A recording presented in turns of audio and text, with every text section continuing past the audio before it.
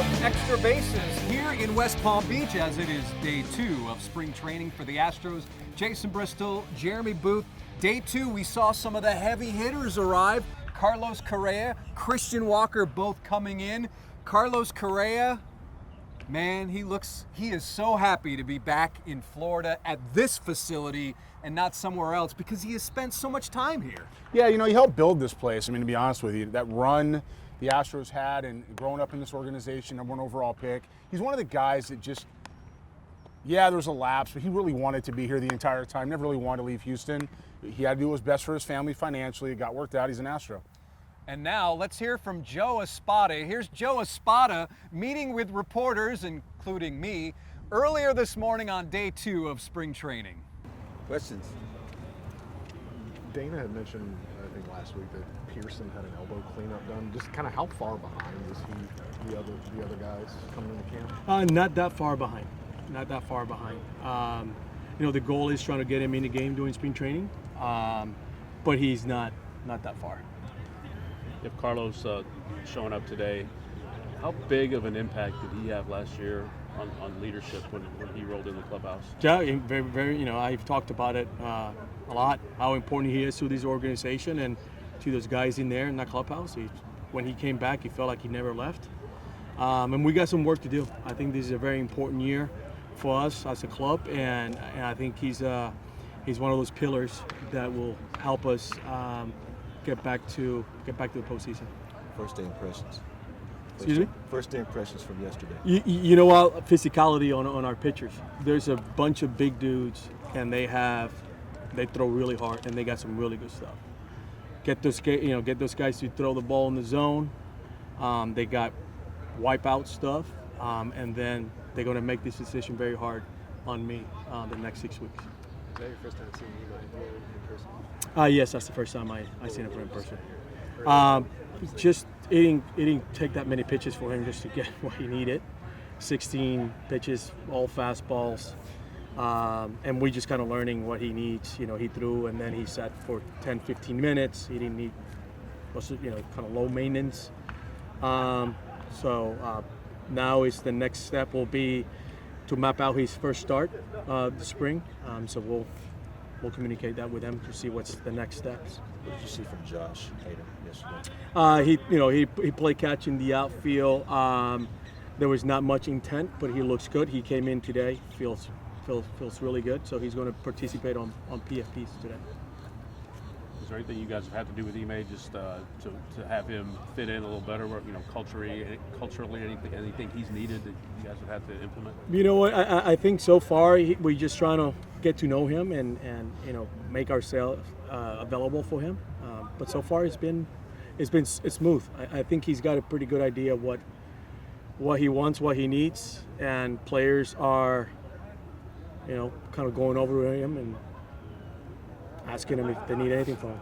How's the communication? You said you were going to learn some Japanese. You saw the board. We're trying to do my best. It's going to take some time, but we're all trying to do, not only Japanese but also Mandarin. Is that right? Correct. There you go. Joe, quick thought on Zach Cole. Guy said he's planning to maybe move him around a little bit throughout the spring. Outfield, but just thoughts on him. Yeah, and that's the plan. Obviously, we did it last year. We like the bat. We like the athleticism. We like the lefty bat power. And the plan is put him in those 3 spots and give him every opportunity for him to make this club. Danny yesterday was just talking a little bit about the backup catcher situation. Said he talked to Salazar and said, right now you're the backup, but he's left it open that there's a possibility you can still bring somebody in. What have your conversations with Salazar been like? Just how are you kind of navigating that situation? The same thing. Being transparent with these players is important, especially Sally. He's a guy that has shown the ability to be a good, solid defender, and I think he understands that it's his job to lose. But we are always looking for ways to improve our club, and I've been very, very clear with Sally from the very beginning. Aside from just familiarity with the staff, what does he bring to that position in the competition? His receiving relationship with our staff. He's caught a lot, all these guys through the minor leagues. He's a very likable human in there. He's one of those guys that kind of keeps the clubhouse going, and that stuff is important. But at the end of the day, it's performance, and if he's the right guy for that job, we'll roll with him. You said you had some lunches with Correa, and you're going to bounce ideas off him. And he said at the Fan Fest that some of the guys didn't do things, I guess, to get themselves ready or withstand injuries. Has he given you some feedback that you're going to be actively implementing on some things you might want to change? Yes, but what Carlos was referring to, there is a lot of stuff that goes in that weight room that they do before they step on the baseball field. So that's the stuff that Carlos wants to make sure that guys go in there, pre-workout, post-workout, maintenance, just to make sure that they stay on the field. And we have taken steps to make sure that our trainers stay on top of a lot of this stuff. But the schedule on the field, we made some tweaks for everyone, and just to get their reps, trying to get them off their fields, trying to be efficient and trying to control the volume of work that they get done on the field. With the weight room, is it about intent and not maybe going through the motions? Is anything like No. that? It's not intent. It's just there's a lot of maintenance, there's stretching that goes on, right? There's a lot of stuff that you can do in there and take advantage of our, the technology that we have, just to make sure that we monitor their volume, right? It's just not showing up, get a bat, let me get loose, and go in the cage and take 50 swings, or let me just go get loose and take some ground balls. No, there's some stuff that you could do post-workout, just to make sure that when you wake up the next day in the morning, that you feel strong, right? And those are the things that Carlos have done that help him stay on the field, and he's always sharing that experiences with our players. So there is Joe Espada on Thursday morning. Good news for Josh Hader, because he said he felt good after just playing catch. And listen, when you're dealing with a situation like Josh Hader is, and the stature of Josh Hader, baby steps are good, especially at this point in spring training. Yeah, you can't rush literally anything with these guys this time, no matter who it is, especially a guy like Hader who's had a checkered past when it comes to injuries, and he's such an important part of this bullpen as they go forward. They're going to rely on him to have meaningful innings, of course, in the back. But with the rotation the way it's sitting right now, uncertain, and how they're bulking guys together for short bursts, he's a big piece. He has to go at his pace to be ready. Now let's talk about Christian Walker. Christian Walker arriving here. He's a new dad. Baby is about 7 months old. A little girl, he was telling us. Fatherhood, he's loving it. And also, he is prepared for what's ahead. Here's what Christian Walker had to say here in West Palm Beach. Like as you got ramped up and prepared for this year? Yeah, fatherhood this offseason. It's been a fun thing. Took up a lot of time, but it was great. My wife and I are homebodies, at heart, so it fit the lifestyle. So good offseason, trained hard, volume was high, but I'm excited to be back with the guys. Did you keep up with any of the trade rumors? Obviously, your name was coming up quite a bit throughout the hot stove. Yeah, a little bit here and there. I think I've seen how it goes enough to know that if something has some traction, or if there's some weight to it, I trust Dana or Joe or someone like that to reach out. So for me, from my perspective, I try to stay out of it as much as I can. Just a better headspace for the off season, But it's part of it. It's a very realistic part of the business.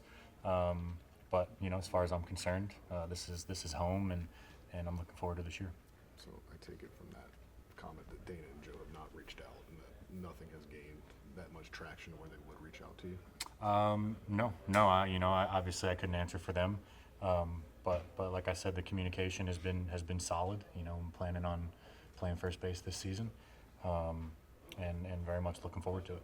What are your expectations coming in, just kind of how the infield is going to look? Obviously, you guys have a lot of infielders right now. It's a little bit out of your control. But just what do you think coming in?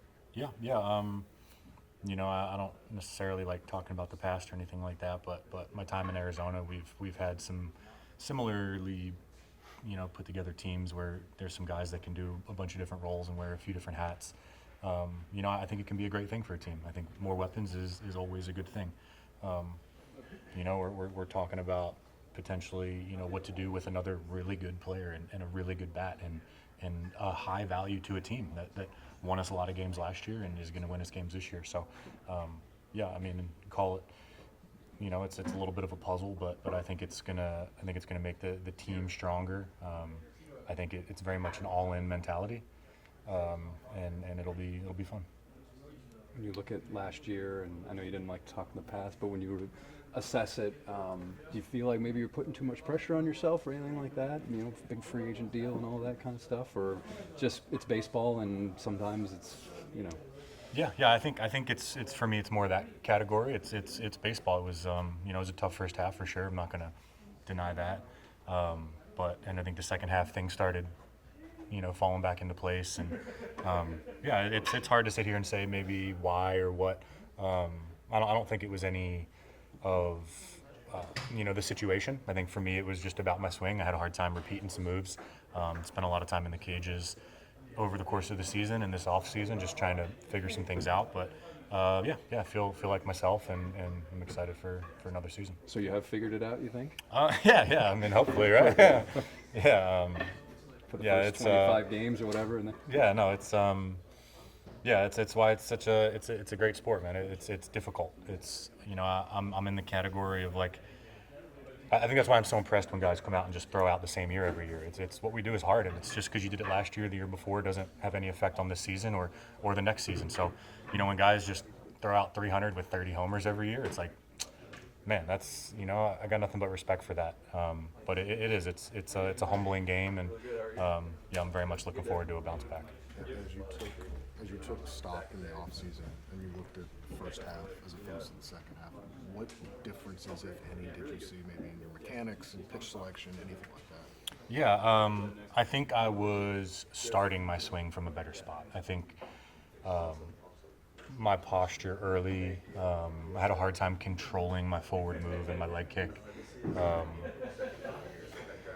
It was very forward and very crashy and pushy, and it messes when my posture's not in a good spot. My bat path does weird things, and it, I'm not going to say it was a bad thing. It was just something that I wasn't used to, and it's something I couldn't quite figure out. So as I moved into the second half, I noticed I think my launch position being a little bit more consistent, more repeatable, and something more cohesive with hitting balls in the air and making good decisions.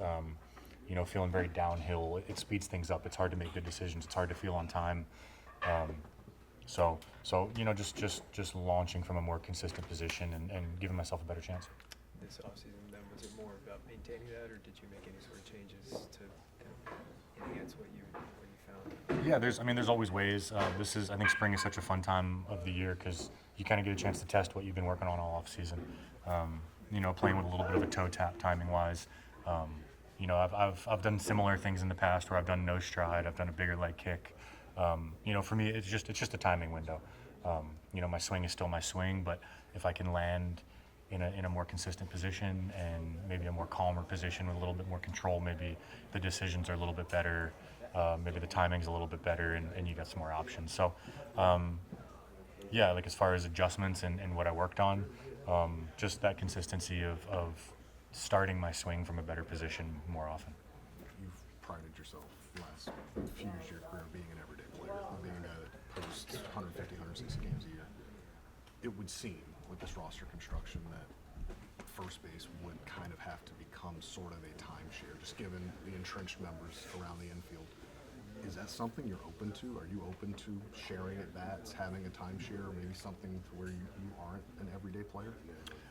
My concern and my goal is for this team to be the best it can be this season.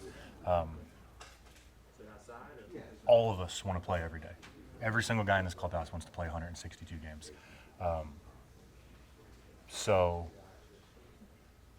It's like my goal is to be on the field every single day. Layer that with whatever makes the team the best. It's part of what we do.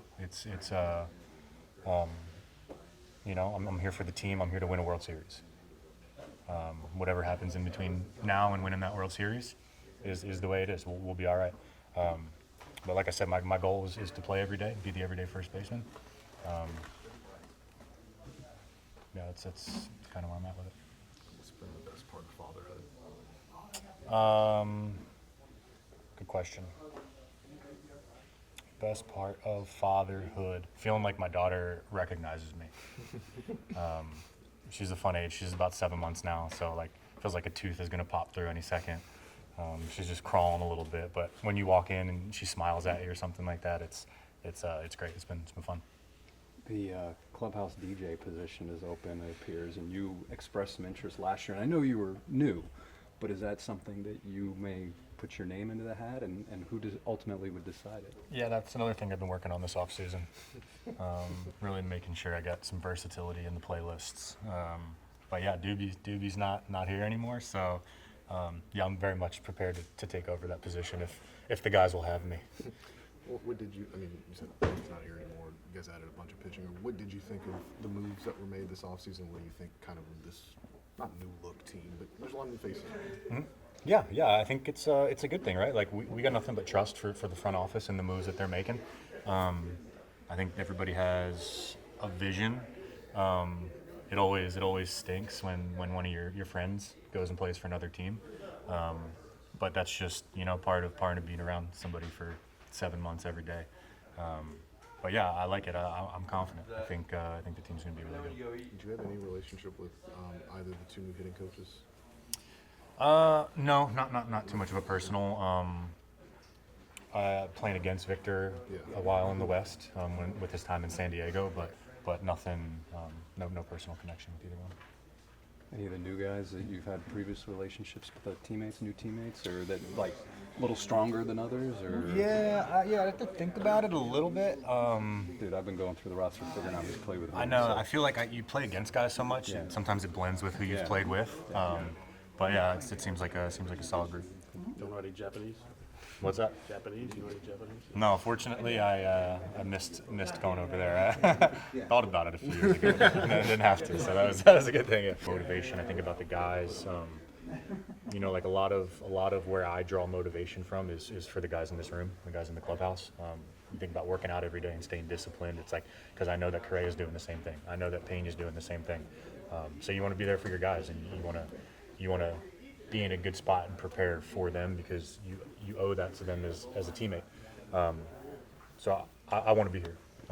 That being said, I'm totally aware of the business side of things, and it's not personal. It is what it is. But yeah, these are my guys in this clubhouse for sure. Would that be impacted at all if playing time became an issue? Something that was less guaranteed?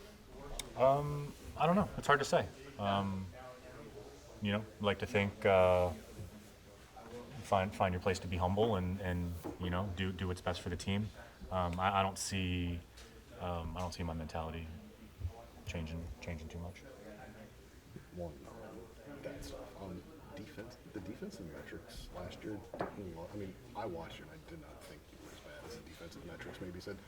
Did you take a deep dive into that and kind of assess maybe why that they were the way they were, just given the free seasons you had come off of the past 3 years? Yeah, a little bit. Another one of those things. It's like I felt good in the field. I felt competitive. We were working on the right stuff. It's like how much credit do you give things? Like how much are you willing to chalk things up to just like a weird year? But that was a focus to get better and get back to who I've been on the defensive side of the ball. The why, if there's something glaring, the why is helpful. But to be honest, it's like just get back in the lab and get the reps and feel good. Try to lose a little bit of weight, try to move a little bit better, down like 10 or 12 pounds. So just finding ways to be as agile, have as much range, like all the things that feel like simple things, but making sure they're in a good place. What did you do to lose weight? Just nutrition, a little bit more conditioning here and there. The volume's so high, it's like if you make a couple diet adjustments, it seems like the weight falls off pretty quick. I'll cover it with video, which I did some of that yesterday. Okay, so 5-4. I asked Christian Walker if he felt that he had pressure on him to perform last year. It seems to me that it was more just about feeling right at the plate last year, and he just didn't feel right. I don't know what that's like. What is that like for a guy? It has to be incredibly frustrating. Listen, anytime you got to go out and perform in front of 40,000 people every night, it's a challenge. Mentally, you have to be locked in. You have to feel comfortable. And what a lot of people don't understand about where you hit in the lineup, or even how your swing feels that day, or if there's a nagging injury, is that it messes with your head. Your head has to be locked in. You got to be healthy mentally and physically to be able to perform, especially in an environment like that, with the amount of, let's call it just stuff that's coming at you from a big league pitcher night in, night out. The numbers at the end were fine. They weren't necessarily fine in spurts. That said, when you move the lineup around 161 times and you're moving around from a spot you're used to hitting, or even in a run production position like he's the best at, you're not sure when you're going to hit, how they're going to pitch, and the game changes so much that you can't just plug guys in different spots based on probability. There has to be a comfort zone to it. So it sounds like mentally he's owning up to the fact that he wasn't all the way here last year, at least where he wanted to be. I think 2026 is a much different outlook. I would agree. Now, the bigger question is, will he be here? Obviously, Christian Walker has been mentioned in trade talks, as you just heard. He is not immune to that. He understands it's a business. He also said that he wants to be a Houston Astro, and Jeremy is the one that has thrown out, maybe you put him in left field, and I figured Christian Walker's in front of me. Jeremy Booth has been next to me. Jeremy Booth has said, how about left field?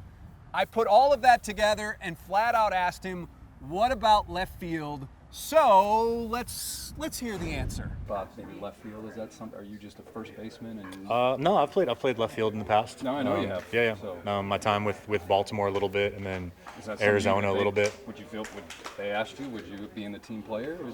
Yeah. I'm here for the squad. I'm here for the guys. Whatever Joe needs, whatever this team needs to, like I said, goals to win a World Series. However I fit into that is what I'm willing to do. So he is not opposed to it, Jeremy, because he is all about helping this team win. So is that a win for you? And do we really think that left field is a possibility for him? You know, first of all, the word's undefeated. And it's, we got shoulder to shoulder, baby. It's undefeated right across the back. And I'll say it this way. How about, I don't know, maybe. It's undefeated. Okay. We're undefeated. One or two? Yeah, we're undefeated. A draw? Nope, Okay. we're undefeated. So and the reason why is because when you talk about a player and you have adjustments you need to make to become something, and then they make those adjustments, that's a win. So you're in that right spot. Now, back to Christian Walker. There's an old adage kind of in scouting, and people won't necessarily tell you, but if somebody who's a worse athlete than you can play a position, then you can go play the position, okay? And when it comes to instincts like Christian Walker has, he had him in South Carolina, he had him in Baltimore, he had him in Arizona. He's such a good first baseman, and it's such a valuable position, as we've come to realize, that moving him isn't necessarily ideal. Doesn't mean you want to do it. That said, when you have a rotation like we've talked about again and again and again, that is still coming together and is going to need some help up and down their organization to be what they can be and help the Astros win, you can't go give up 27 home runs. You just can't do it. You need to keep that guy in the lineup, balance out injury history, make sure guys are staying flexible. And in Daikin Park, we are not talking about Camden. Mm-hmm. We are not talking about Citi Field. We are not talking about Arizona. We're not talking about any of that. We're talking about Daikin. You can play left field there and move guys around defensively, or maybe on the road he's at first base. Similar to what they talked about with Altuve last year to protect him, but it helps get all those bats in the lineup, and he's going to end up having to do it. And that was part of my thinking, and as you heard from some of the other media there, that because there is a surplus, they're going to have to do something, because they're going to need the home run power, they're going to need the RBIs. And again, I was very interested to see what he would have to say. And first of all, Christian Walker is like a pro's pro. He's been awarded Good Guy Awards for his time in Arizona. And again, I don't think he was saying it just to say it. I really believe that he was telling us the truth, that if it's for the good of the club, I'm okay going out there. So what that sounds like to me, correct me if I'm wrong, okay, in your time in this game, when people come in and they're ready for that, it didn't seem like he flinched. Didn't seem like he was uncertain. I can't say that he was ready for that. He answered the question. question. Now, maybe he heard, maybe someone floated him an extra bases episode? They had this conversation internally. They're looking around. You think they've had this conversation? Because when you do these conversations, you're sitting at the table and you're with your analysts and you're looking at numbers and going over history, who's done what? Altuve in left field last year was a bit of a disaster, but part of that was because he'd never done it. Mm-hmm. They learn from that, and they look at a guy like Paredes and they talk about his health. Valid statement. Maybe. I mean, that's what we're. I'll talk about okay. it. His health and the time and the rushing back and the hamstrings and the offensive production. Groin you can't, or whatever he yeah, had. you I can't, can't you remember can't what he had. sacrifice that. And then you got Correa. Enough said. And then you've got some other guys out there that you don't want to move. You can't do that. So who can you move? Let's talk about Jake Myers for just one line. Mm-hmm. What do we know, no matter how much we may agree, disagree on a given year for Jake Myers offensively, what do we know about him? We know they love his defensive ability. And rightfully so. He can go get the baseball.